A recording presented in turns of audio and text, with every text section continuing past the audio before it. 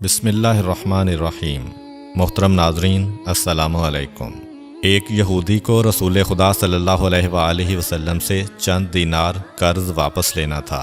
ایک دن آپ راستے میں جا رہے تھے کہ وہ یہودی آپ کے پاس آیا اور اس نے کہا، جب تک آپ میرا قرض ادا نہیں کریں گے اس وقت تک میں آپ کو یہاں سے نہیں جانے دوں گا۔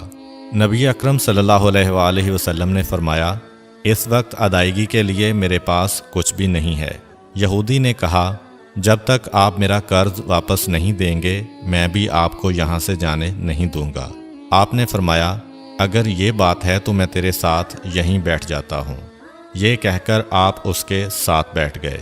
جیسے جیسے وقت گزرتا گیا آپ کے صحابہ وہاں جمع ہوتے گئے۔ جب انہوں نے یہودی کی یہ جسارت دیکھی تو انہوں نے اس کو سزا دینے کا ارادہ کیا۔ آپ نے انہیں ہر طرح کی تادیبی کارروائی سے روک دیا اور فرمایا کہ تم دور چلے جاؤ۔ حکم رسول کے تحت صحابہ دور چلے گئے۔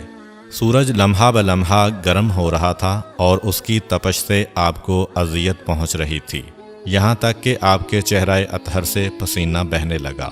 اس کے باوجود آپ نے کسی طرح کے غصہ کا اظہار نہ کیا اور کوئی سخت جملہ نہ کہا۔ آپ سارا دن وہیں بیٹھے رہے اور ظہر، عصر اور مغرب و عشاء کی نمازیں وہیں پڑھیں۔ پھر رات چھا گئی۔ آپ نے رات بھی وہیں بسر کی اور فجر کی نماز بھی وہیں پڑھی۔ صحابہ یہودی کو ڈرانے دھمکانے لگے۔ آپ نے فرمایا، تم اس سے یہ کیسا سلوک کر رہے ہو؟ صحابہ نے کہا، یا رسول اللہ، اس کی یہ جرت کہ آپ کو یرغمال بنا کر اپنے پاس بٹھا لے۔ آن حضرت صلی اللہ علیہ وآلہ وسلم نے فرمایا، اللہ نے مجھے اس لیے نہیں بھیجا کہ میں کسی ہم پیمان یا کسی اور پر ظلم کروں۔ جب دن چڑھا تو یہودی نے کلمہ اسلام پڑھتے ہوئے کہا، اشہد ان لا الہ الا اللہ و اشہد ان محمدً عبدہ و رسولہ۔ میں اپنی دولت کا ایک حصہ راہ خدا میں دیتا ہوں۔ میں نے آپ کو اس لیے نہیں روکا تھا کہ میں آپ کی توہین کروں۔ اس ذریعے سے میں آپ کے پیمانہ صبر کو آزمانا چاہتا تھا، کیونکہ تورات میں نے آپ کی یہ صفت پڑھی ہے، محمد بن عبداللہ مکہ میں پیدا ہوگا اور طیبہ کی طرف ہجرت کرے گا۔ وہ تندخو اور سخت مزاج اور بیہودہ گوئی کرنے والا نہ ہوگا اور کوئی جھوٹی بات زبان سے نہیں کہے گا۔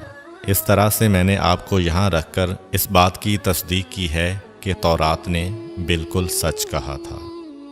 رسول اکرم صلی اللہ علیہ وآلہ وسلم مبعوث برسالت ہونے کے 3 سال بعد تک خفیہ طور پر دعوت اسلام دیتے رہے۔ اس کے بعد اللہ تعالیٰ نے آپ کو حکم دیا کہ آپ کھل کر اللہ کا پیغام پہنچائیں اور لوگوں کو خدا کی طرف دعوت دیں۔ ایام حج شروع ہوئے تو پورے جزیرۃ العرب سے لوگ مکہ کی طرف آنا شروع ہوئے۔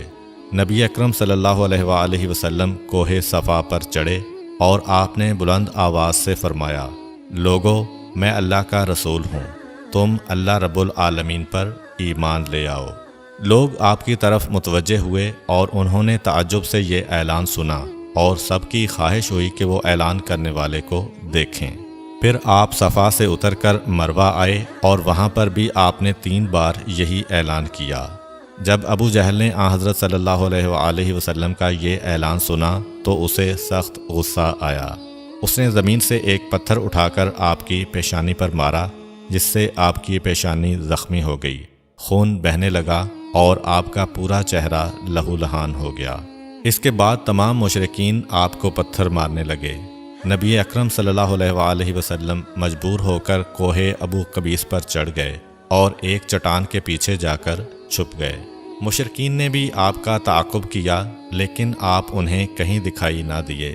ناکام و نامراد ہو کر انہیں واپس آنا پڑا۔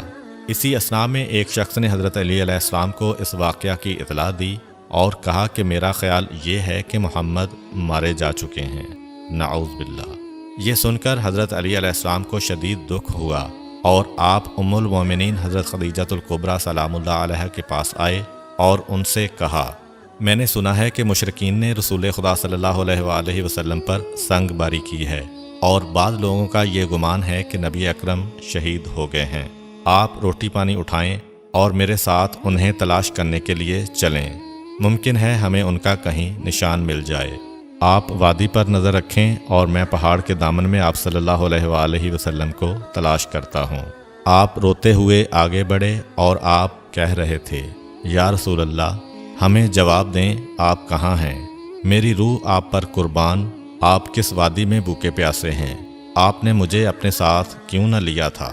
حضرت خدیجہ رو رو کر فریاد کر رہی تھیں، کوئی ہے جو نبی مصطفیٰ کی مجھے خبر دے؟ کیا کسی نے انہیں دیکھا ہے جو مجھے ان کے متعلق بتلائے؟